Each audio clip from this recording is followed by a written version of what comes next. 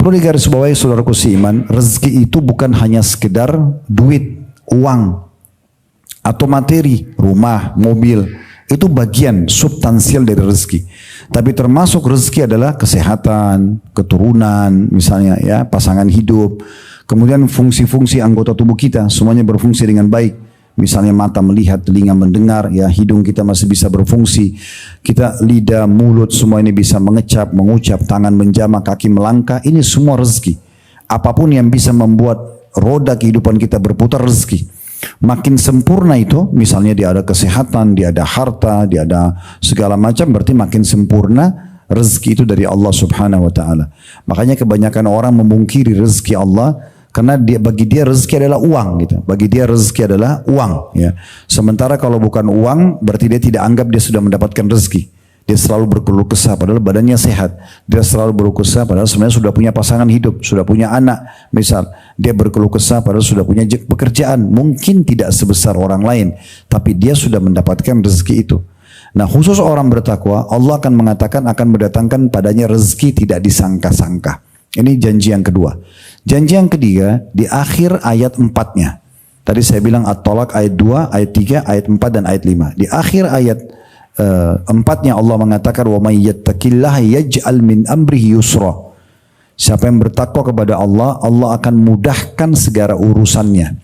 Sebagian ulama menghubungkan antara At-Talaq ayat 4 sama At-Talaq ayat 2. Kalau ayat 2 tadi Allah bilang siapa yang bertakwa kepada Allah, Allah akan berikan kepadanya makhraja, jalan keluar. Tapi belum dijelaskan mudah atau sulit.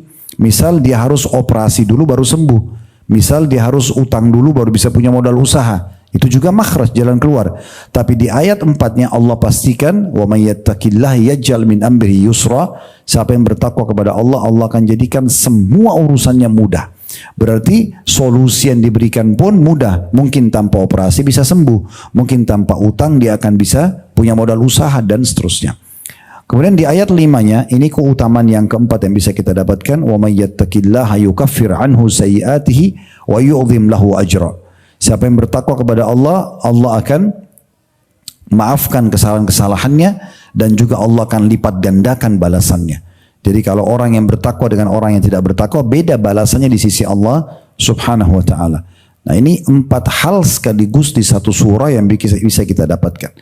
Dikuatkan lagi dalam surah Al-Anfal. Di surah nomor 8 di ayat 29 juga Allah mengatakan ya ayyuhalladzina amanu in tattaqullaha yaj'al lakum furqanan wa yukaffir ankum sayiatikum wa yaghfir lakum. Hai orang beriman, kalau kalian bertakwa kepada Allah maka Allah akan memberikan untuk kalian furqan. Furqan itu seperti ide ya, yang bisa didapatkan untuk membedakan mana yang hak dan mana yang batil.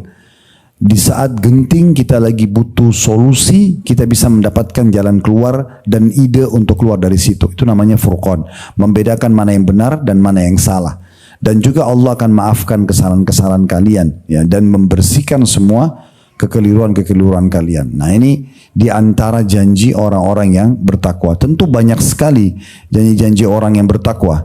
Kalau juga kita bahasakan misalnya, walaupun kita belum pernah lihat surga, saya yakin setiap orang di antara kita kalau ditanya mau nggak masuk surga, pasti jawabannya mau, walaupun dia belum melihat. Bagaimana kalau kita melihatnya, kita mempelajari dan melihatnya, maka pasti kita akan lebih tertarik. Karena memang surga itu digambarkan dalam surah Al-Waqi'ah, dalam surah Ar-Rahman, dalam Al-Quran, semuanya kesempurnaan. Pelayan-pelayannya, bidadari-bidadaranya cantik-cantik dan gagah, istananya mewah, kebun-kebunnya luas, pakaian-pakaiannya indah, dari sutra, perhiasannya dari emas dan perak, dan segala macam hal yang sangat indah. Plus lagi selalu Allah hubungkan dengan khalidina fiha, kekal selamanya di dalamnya. Ternyata juga dalam surah Al-Imran, Allah menjelaskan itu. Ya, kalau orang-orang yang masuk surga yang diprioritaskan justru orang yang bertakwa itu, yang sedang kita ikuti pelatihan sekolahnya sekarang di bulan Ramadan ini. Karena Allah Subhanahu wa taala menjelaskan di dalam surah Al-Imran surah nomor 3 133, "Wasari'u ila maghfiratin min rabbikum wa jannatin arduha as-samawati wal ardu iddat lil muttaqin." Bergegaslah kalian kepada pengampunan Tuhan kalian. Kalau punya salah segera taubat dan kejarlah surga yang luasnya seluas langit dan bumi, hanya dijanjikan untuk orang-orang yang bertakwa. Jadi surga pun yang merupakan puncak nikmat terbesar dijanjikan untuk orang-orang yang bertakwa. Nah, inilah teman-teman sekalian dalil-dalil dari Al-Quran yang menjelaskan tentang tujuan ya atau apa yang akan kita dapatkan dari pelatihan bulan Ramadan. Rugi sekali kalau bulan Ramadan ini kita tidak istighfar dan taubat dari dosa-dosa kita. Kira-kira kalau Ramadan tidak kita lakukan sementara semua lingkungan kita lebih terbawa kepada suasana spiritual atau keimanan, lalu kira-kira kapan kita akan taubat? Kalau bukan sekarang kita perbaiki kualitas sholat kita, baik itu kita sudah menjaga 5 waktu sholat, atau menjaga lebih bagus lagi dengan 3 hal, menjaga tepat waktunya, tepat gerakan dan tepat bacaannya, lalu kapan kita akan melakukannya? Kalau bukan Ramadan kita akan mulai membaca Al-Quran, belajar memahami maknanya, tadabbur, menghafal dan menambah beberapa hafalan kita, lalu kapan kita akan melakukannya? Kalau bukan Ramadan membuat kita lebih dermawan, suka berbagi, membuka puasakan orang, bersedekah, menghitung zakat mal kita misalnya, maka kira-kira kapan akan kita lakukan? Dan seterusnya, zikir, ya silaturahim keluarga dan segala macam hal. Kalau kira-kira Ramadan tidak kita lakukan, kapan akan kita lakukan? Nabi SAW setiap tiba Ramadan menyambut dengan gembira dan banyak riwayat beliau kumpulkan sahabat lalu mengatakan, Qad atakum syahrul Ramadan, syahrul mubarak. Telah datang kepada kalian bulan Ramadan, bulan yang penuh dengan keberkahan. Berkah makanannya, berkah minumannya. Kita sudah rasakan 2 minggu sekarang, 2 pekan berlalu. Makan sedikit sudah kenyang, minum sedikit sudah cukup. Bandingkan selain Ramadan beda sekali, keberkahannya kelihatan. Keberkahan waktu, terasa waktu lama sekali bisa kita isi dengan banyak aktivitas, gitu kan. Keberkahan banyak-banyak hal, ibadah kita berkah, ya kemudian dosa-dosa kalau kita mau tobat juga mudah, semua keberkahan. Kata Nabi SAW, iftaradallahu alaikum siyamah. Allah mewajibkan untuk kalian, tidak ada pilihan bagi yang sudah balik kecuali punya udzur syar'i, sakit misalnya atau musafir, untuk berpuasa di dalamnya. Nah ini masa training. Puasa ini jangan hanya berlalu karena lapar dan haus. Kata Nabi SAW, puasa itu bukan hanya sekedar menahan lapar dan haus, tapi puasa itu justru melahan diri dari hal-hal yang Allah haramkan. Mata tidak melihat yang haram, telinga tidak dengar yang haram, lisan tidak ucapin yang haram, tangan tidak jama yang haram, kemaluan tidak sentuh yang haram, kaki tidak melangkah haram. Ini yang sebenarnya puasa. Ya, jadi bukan hanya sekedar tahan lapar dan haus, karena semua orang bisa tahan lapar dan haus. Tapi menahan diri dari yang haram ini kata Nabi SAW puasa yang sebenarnya. Dan dalam hadis yang lain kata Nabi SAW, berapa banyak orang yang puasa tidak bisa mendapatkan atau tidak mendapatkan kecuali lapar dan haus saja. Karena mereka masih isi hari-hari puasanya karena tidak faham dengan kedustaan misalnya, dengan ghibah misalnya, kunjing, dengan namimah, adu domba, dengan tontonan haram, mendengar yang haram. Ini kata Nabi SAW dalam hadis, man lam yada' qawla zuri wal amala bihi. Dalam riwayat lain, wal jahl wal amala bihi. Falaysa lillahi hajatun fi an yada'a ta'amahu wa syarabah. Allah tidak punya hajat. Siapa yang tidak meninggalkan perkataan dusta ataupun kebodohan atau dosa secara umum, maka tidak ada hajat bagi Allah menilai lapar dan hausnya. Jangan kita menjadi orang-orang seperti ini. Sayang, berlalu 1 bulan kita pikir kita sudah puasa, padahal tidak ada pahalanya. Karena lisannya masih bohong, masih ghibah, masih fitnah, mata masih jelalatan lihat sana-sana sini yang haram, telinga masih dengar haram, tangan masih menjama yang haram. Semua ini sia-siakan puasanya. Oleh karena itu kita harus tahu ini kewajiban untuk kita jaga, haknya Allah Subhanahu wa taala dan mengikuti peraturan-peraturan yang ada. Lalu kata Nabi SAW, fihi tuftahu abwabul jannah. Di bulan Ramadan inilah khusus saja iklan resmi dari Allah tanggal 1 Ramadan sampai 30 Ramadan. Kita sekarang masih berada di tengah-tengahnya. Masih ada 2 pekan lagi kalau sebenarnya atau sebelumnya Bapak Ibu belum faham tentang hadis ini. Kata Nabi SAW, ya, di dalam Ramadan itu dibuka semua pintu surga. Iklan resmi dari Allah dari tanggal 1 Ramadan sampai 30 Ramadan adalah iklan bagi orang yang mau mendaftar untuk menjadi ahli surga. Ini kesempatan sekarang. Semua orang di antara kita Bapak Ibu sekalian sekarang punya tempat di surga, punya tempat di neraka. Semua kita punya. Kalau kita meninggal dalam keadaan beriman dan timbangan amal kita lebih berat daripada dosa kita, kita masuk surga, maka tempat di neraka kita tidak dipakai. Tapi kalau kita meninggal dalam kondisi dosa kita lebih berat daripada amal soleh kita, harus masuk neraka dulu. Wa na'udzubillah. Dia masuk ke neraka di tempatnya, setelah bersih dosanya baru dimasukkan ke dalam surga. Kalau dia meninggal dalam keadaan kafir, musyrik atau munafik, dia akan masuk ke nerakanya dan tidak akan dipakai tempatnya di surga. Nah, di bulan Ramadan dibuka ini. Siapa yang mau mendaftar jadi ahli surga? Plus kata Nabi SAW, wa tughlaqu fihi abwabul jahim, dan ditutup semua pintu neraka. Berarti kita bisa lihat sekarang evaluasi dan kita bisa ya melihat bagaimana aktivitas kita seharian. Sebenarnya Ramadan mengajak memang kepada surga karena kita seharian puasa dari azan subuh sampai azan maghrib. Jelas kalau kita puasa kita tidak boleh lakukan hal-hal yang haram tadi saya katakan, bisa batalin puasa.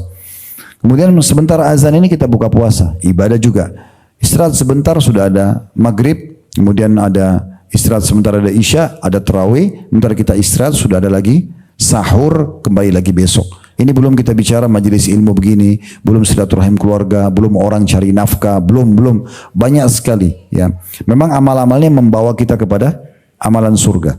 Dan juga ditutup semua pintu-pintu neraka. Jadi ditutup pintu-pintu neraka di bulan Ramadan juga sama, di iklan resmi, tidak ada di bulan-bulan lain ini. Tidak ada di bulan-bulan lain. Di dalam hadis yang lain kata Nabi SAW, sungguhnya Allah memiliki di bulan Ramadan baik di siang harinya atau di malam harinya orang-orang yang dibebaskan dari api neraka. Orang-orang yang dibebaskan dari api neraka. Jadi di bulan Ramadan ini khusus saja ada orang yang dihapus namanya dari api neraka. Maknanya tempatnya di neraka tidak akan pernah dipakai sama dia. Kata Nabi SAW, sesungguhnya Allah memiliki di siang hari Ramadan dan riwayat lain di malam hari. Jadi siang dan malam dalam satu hari 2 kali hamba-hamba yang dihapus namanya dari api neraka. Kalau Bapak Ibu faham, kalau tidak ya sekarang saya sampaikan, itu ada doa-doa yang sering dibaca oleh Imam Masjid Haram, Imam Masjid Nabawi, ya Imam Masjid Aqsa. Biasanya mereka di witir itu di kunut mereka baca Allahumma a'tiq riqabana wa riqaba abaina wa ummahatina minan nar. Ya Allah selamatkan dan hapus nama kami, nama ayah kami dan ibu kami dari api neraka. Karena memang ini masanya kita minta untuk dihapuskan dari api neraka. Karena memang perbuatan-perbuatan yang bawa ke neraka, bohong, gunjing tadi, fitnah, apalagi lebih besar zina atau membunuh atau segala, ini memang dilarang secara totalitas. Dan orang yang puasa itu punya seperti satu alarm yang mengingatkan dia. Saya lagi puasa nih, saya tidak bisa buat ini. Atau dia lagi langgar, mungkin orang yang tidak di sebelahnya pun mengingatkan dia supaya jangan dia melakukan misalnya. Lalu kata Nabi SAW, wa fihi tugallu syayatin. Dan di bulan Ramadan juga dibelenggu dan diikat semua syaitan-syaitan. Dibelenggu, diikat. Tangannya, kakinya dan lehernya semuanya diikat. Kalau kita ibaratkan atau gambarkan seperti orang yang lomba lari, antara kita sama syaitan ini, rival kita, di garis start, dan dia diikat kakinya, kita bisa bayangkan bagaimana mudahnya kita menang. Walaupun kita cuma berjalan kaki biasa, tetap kita akan menang. Ya, tetap kita akan menang. Nah, di bulan Ramadan ini diikat itu syaitan-syaitan. Mereka tidak leluasa menggoda seleluasa di luar Ramadan. Sebagian ulama ada yang mengatakan yang dibelenggu adalah syaitan-syaitan begal, syaitan-syaitan yang sangat nakal, yaitu mereka yang suka mencuri informasi dari langit. Mencuri informasi dari langit. Di masa Nabi Muhammad SAW pernah, Bapak Ibu sekalian, ada meteor lewat. Lalu Nabi SAW bilang kepada para sahabat, apa yang kalian katakan di masa jahiliyah sebelum Islam kalau lihat meteor seperti ini? Mereka bilang, ya Rasulullah, kami yakin waktu itu kalau lihat meteor begini berarti ada orang tokoh masyarakat yang meninggal atau tokoh masyarakat yang baru lahir. Ini seorang raja atau orang yang terkenal nanti akan lahir atau meninggal. Maka kata Nabi SAW, bukan seperti itu. Sesungguhnya Allah Azza wa Jalla, Allah Tuhan kalian, kalau Allah itu memutuskan sebuah keputusan apa yang akan terjadi besok hari ini, maka Allah menyampaikan kepada 8 malaikat pemikul singgasananya Allah, pemikul arsy-Nya Allah. Maka mereka bertasbih, lalu malaikat langit ke-7 mendengarkan mereka bertasbih, malaikat langit ke-6 mendengarkan tasbih, malaikat ke-7 mereka bertasbih, terus begitu sampai langit pertama yang ada di atas kepala kita ini. Kemudian semuanya bertanya kepada malaikat pemikul arsy, apa keputusan Tuhan kita? Lalu disampaikanlah. Nah di saat itu ada golongan dari syaitan, kata Nabi SAW, yang berusaha bersusun-susun. Nabi gambarkan dengan telapak tangan beliau. Seperti ini Nabi kasih gambaran sampai ke atas langit. Untuk mencuri informasi, hujan akan terjadi di mana, siapa yang meninggal dan seterusnya, mencuri informasi itu. Namun mereka dipanah oleh malaikat dengan panah-panah api. Nah meteor yang kita lihat itu kata Nabi SAW adalah bintang yang diambil oleh malaikat untuk dipanahkan kepada syaitan-syaitan tersebut.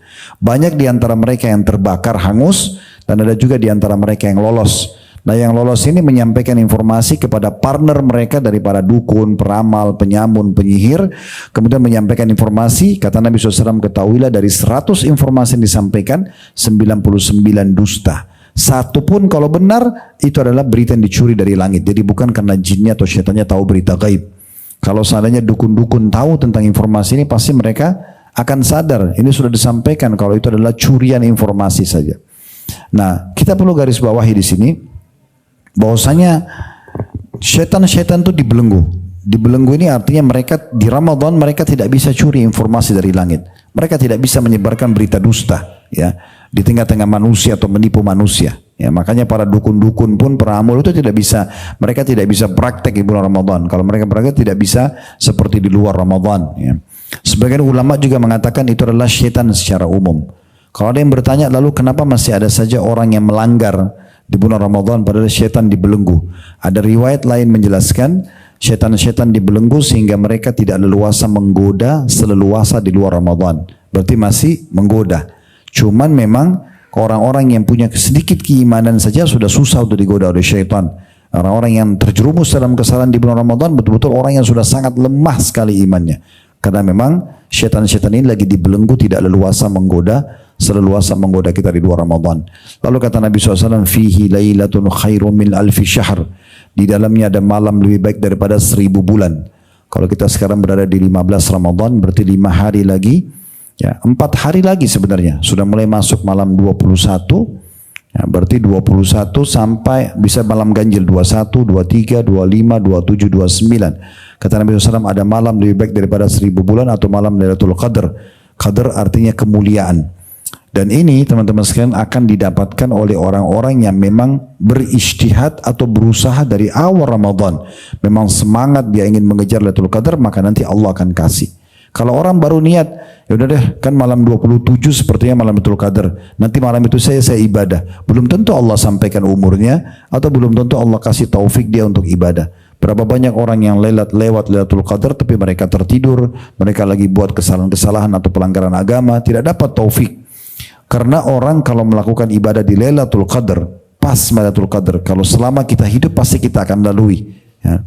Itu sama dengan melakukan ibadah itu selama 1000 bulan atau 83 tahun plus 4 bulan. Contoh kita bilang, subhanallah, pas Lailatul Qadar, pahalanya sama dengan 1000 bulan kita ulang-ulangi, subhanallah itu. Begitu juga dengan sedekah, baca Quran, semua ibadah yang kita kerjakan maka akan lebih baik daripada 1000 bulan. Ini jangan disia-siakan. Sayang kita di Indonesia ini hari-hari pertama semangat ibadah, mulai pertengahan kendor, terakhir malah lebih kendor lagi. Ya, kalau mau beli baju lebaran saya sarankan disarang sekarang mungkin. Kalau 10 terakhir Ramadan itu lebih harus giat mengejar Lailatul Qadar. Dikatakan Nabi SAW di 10 terakhir Ramadan itu i'tikaf, bahkan mengikat diri di masjid. Beliau tidak keluar. Sunnahnya beliau itu dari mulai puasa 20 sampai selepas sholat Idul Fitri baru keluar. Kalau tidak bisa, cari malam-malam yang Bapak Ibu bisa. Kalau tidak bisa juga minimal cari waktu misalnya duhur ke asar, maghrib ke isya, dipilih di 10 terakhir Ramadan yang kita niat i'tikaf. Karena beberapa saat saja kita mengikat diri sudah dianggap i'tikaf. Nah ini kita lakukan sebenarnya, bukan malah kita habiskan di pasar, di mall, di mana yang sebenarnya tidak dibutuhkan. Itu bisa kita lakukan dari sebelum Ramadan atau bahkan sebelum 10 terakhir Ramadan. Dan dikatakan dalam riwayat Bukhari, Nabi SAW kalau tertinggal 10 hari atau pas masuk 10 hari Ramadan, maka beliau lebih mengencangkan ikatan sarungnya dan beliau membangunkan keluarganya untuk ibadah. Semua ibadah dianjurkan dikerjakan di bulan di malam Lailatul Qadar ini, tapi yang paling ditekankan adalah 2. Yang pertama sholat malamnya, tarawih atau sholat tahajudnya. Karena kata Nabi SAW, man qama Lailatul Qadri imanan wa ihtisaba ghufira lahu ma taqaddama min dhanbi. Siapa yang mendirikan malam Lailatul Qadar karena keimanan, perintah Allah dan ihtisab, mengharapkan pahalanya, dibersihkan dosa-dosanya yang lalu. Yang kedua, memperbanyak mengucapkan doa Allahumma innaka afuun tuhibbul afwa fa'fu anni. Sebagaimana Aisyah radhiyallahu anha mengatakan, ya Rasulullah, kalau pas saya dapat Lailatul Qadar, apa yang saya baca? Kata Nabi SAW, ucapkan Allahumma innaka afuun, wahai Allah, engkau zat yang suka memaafkan, tuhibbul afwa, engkau suka sekali dengan pemaafan itu, fa'fu anni, maafkanlah aku. Lalu apa manfaatnya kita minta pemaafan seperti ini? Allah jelaskan dalam Al-Quran, yufraku kullu amrin hakim. Karena di Lailatul Qadar itu ditentukan semua perkara-perkara 1 tahun ke depan.